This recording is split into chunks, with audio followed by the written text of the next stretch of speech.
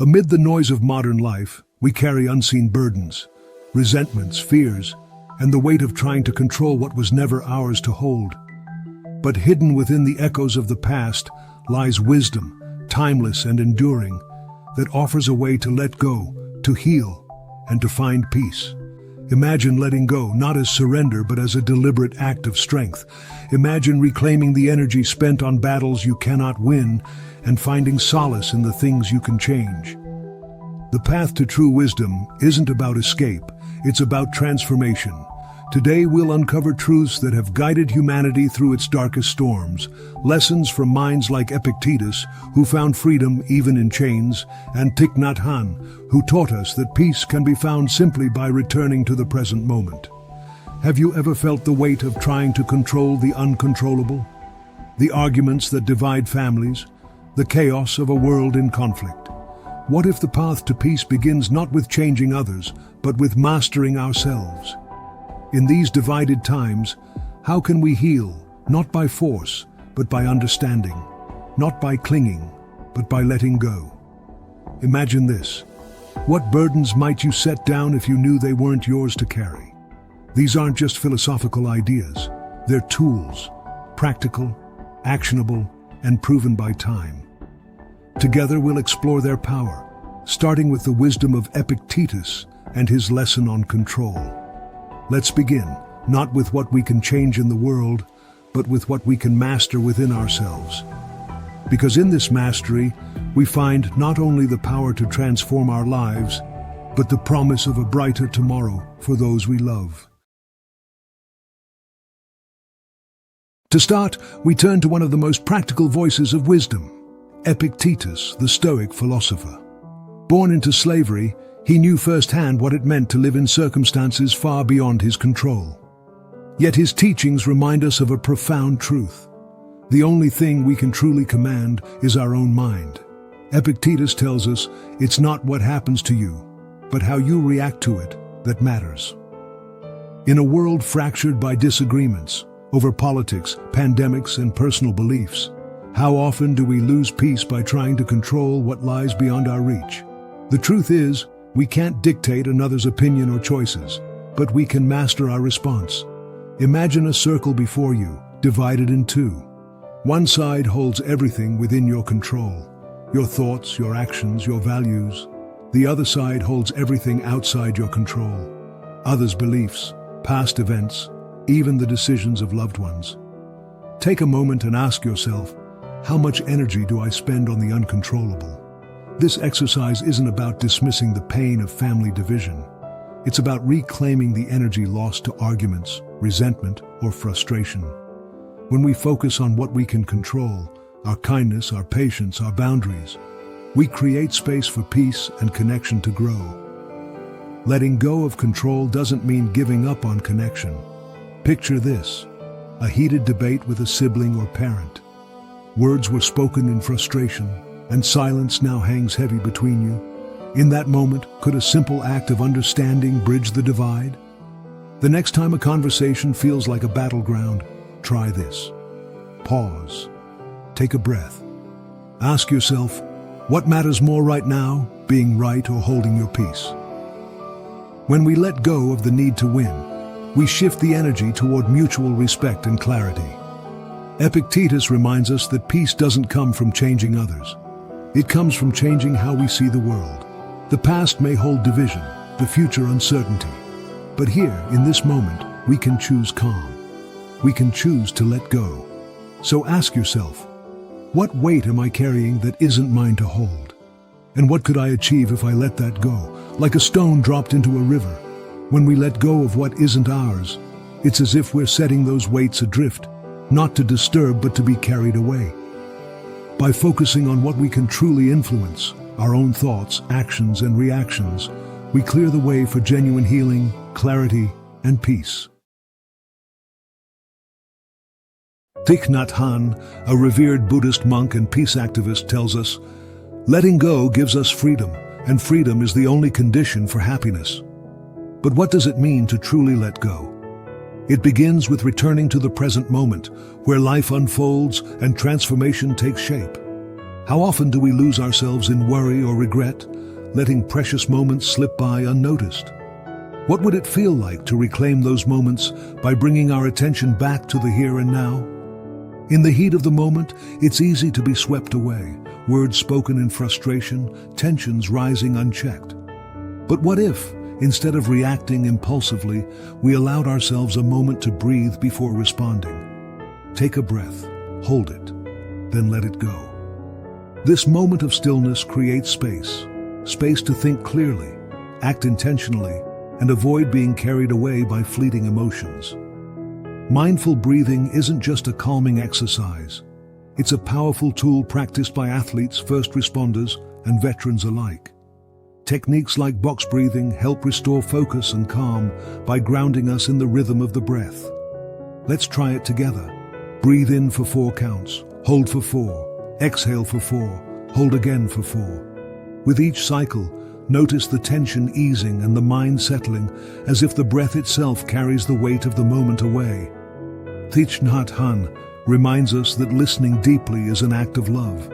To listen without interruption or judgment allows others to feel seen and heard.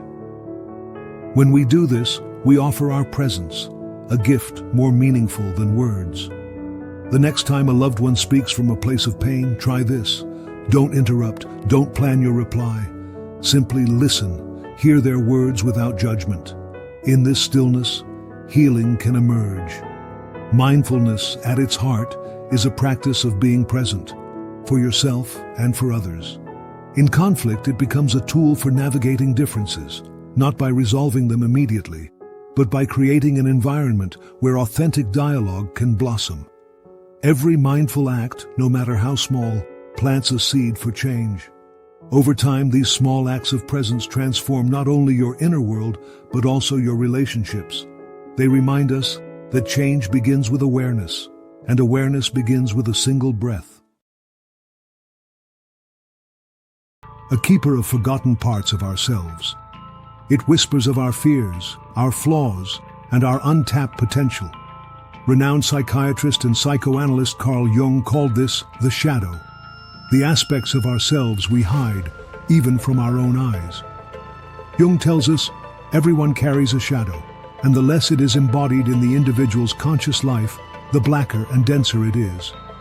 But what if this darkness isn't something to fear, but something to embrace? This hidden side is not our adversary. It's an essential part of us, waiting to be acknowledged. To bring it into the light is to reclaim our creativity, our depth, and our inner power. Imagine how our lives might change if we embrace these concealed parts, the anger we suppress, the fear we avoid. What if these are not obstacles, but invitations to grow? Relationships strained by unacknowledged fears and conflicts born from unexamined emotions. What if these are not failures, but openings for transformation? What if the shadow holds the key to the connections we long for? So, let's explore this darkness together, not to escape it, but to transform it. By confronting and integrating our shadow, we unlock a more authentic version of ourselves. In doing so, we also inspire others to reflect and grow. In every family, every relationship, there's a delicate balance between light and shadow. Conversations can become battlegrounds, echoing unspoken fears and clashing perspectives. When words strike deep, it's often because they touch something unresolved within us, old wounds, unspoken frustrations, or the lingering weight of being misunderstood.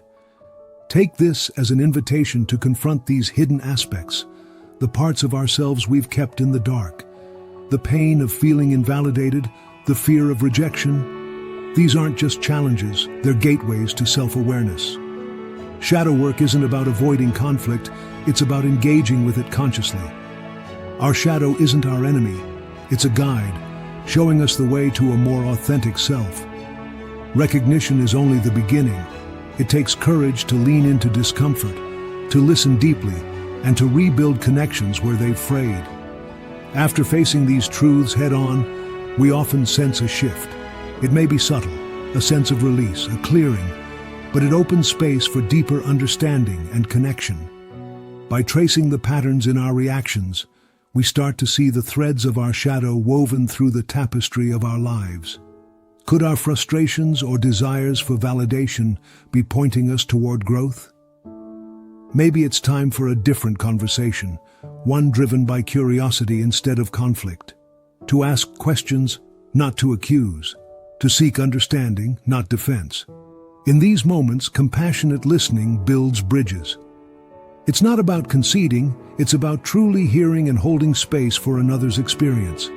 As we listen and reflect, something profound happens. The tension of conflict gives way to a sense of connection, reshaping the dynamics of our relationships.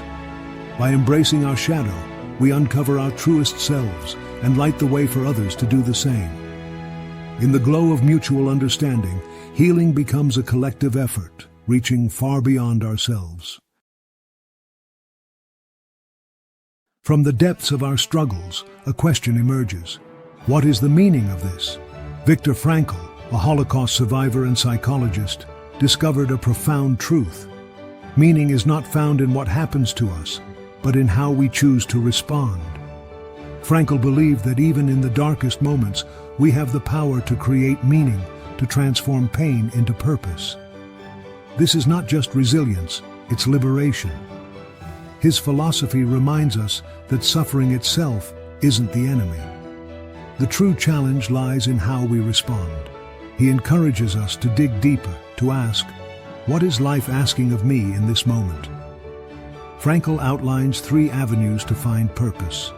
Through work, when we contribute to something greater than ourselves. Through love, when we connect deeply with others and the world around us. And through suffering, when we endure with dignity and transform pain into growth. Think back on a recent challenge. Did it come with an opportunity to grow or connect in unexpected ways? Frankl teaches us that meaning often emerges in the cracks of hardship, waiting to be unearthed. To choose meaning in the face of pain isn't just an act of defiance, it's an act of creation. With every step forward, we shape a world where our struggles lead to wisdom, and our burdens become the seeds of transformation. Healing strained relationships isn't about grand gestures or instant solutions. It's about small, consistent acts that build bridges over time. These acts of kindness transform walls of resentment into pathways of understanding. Kindness isn't merely an action, it's a form of communication. A heartfelt gesture, like offering a compliment or preparing a favorite meal, sends a message. I see you. I care. These moments, though small, soften the sharp edges of conflict. Think of one small act of kindness you can do today, not to fix everything, but to remind someone they matter. A single gesture can plant the seed for reconciliation. When was the last time you truly listened? Not to reply, not to defend, but to understand. Listening with intention is one of the most profound acts of kindness we can offer. The next time a loved one speaks, focus entirely on their words. Nod, paraphrase back to them by saying, "What I hear you saying is..." This simple shift helps them feel heard, breaking cycles of frustration and defensiveness. Repairing strained relationships isn't about one grand gesture. It's about showing up day after day with care and consistency. Trust is rebuilt not in moments, but through time. Choose one consistent act to foster connection. A weekly phone call, an evening walk, or simply being present during a meal. Over time, these moments weave a fabric of trust and understanding. In every relationship lies the potential for healing. Acts of kindness, listening with an open heart, and showing up with consistency. They're more than techniques, they're choices. Choices to nurture, rebuild, and reconnect. We've walked together through wisdom that transcends time. From Epictetus to Frankl, from Jung's shadow to Thich Nhat Hanh's mindful breath. Each lesson offered a piece of the puzzle, a way to let go, to heal, to grow. Transformation isn't about changing others, it's about evolving ourselves. Every shadow faced, every moment embraced, is a step toward becoming whole. What strength and meaning might you uncover in this process? Each act of understanding, each choice to connect, extends outward, creating ripples of transformation. These choices touch the lives of others in ways we may never fully see. Take a moment to reflect. Is there a relationship that calls for healing? A kindness you've been holding back? Or perhaps a shadow you're ready to confront? Each step forward is a step toward something greater. Healing isn't a destination. It's an ongoing exploration. It's the courage to face what's hidden, the wisdom to find meaning in struggle, and the grace to reconnect with those around us. Together, we can create a world where understanding and compassion lead the way. This is just the beginning. The path ahead is rich with lessons, insights, and connections waiting to be discovered. Thank you for joining us on this episode of the Wisdom Archive. Until next time, may your path be illuminated with clarity, growth, and peace. And remember, the wisdom you seek has always been within you.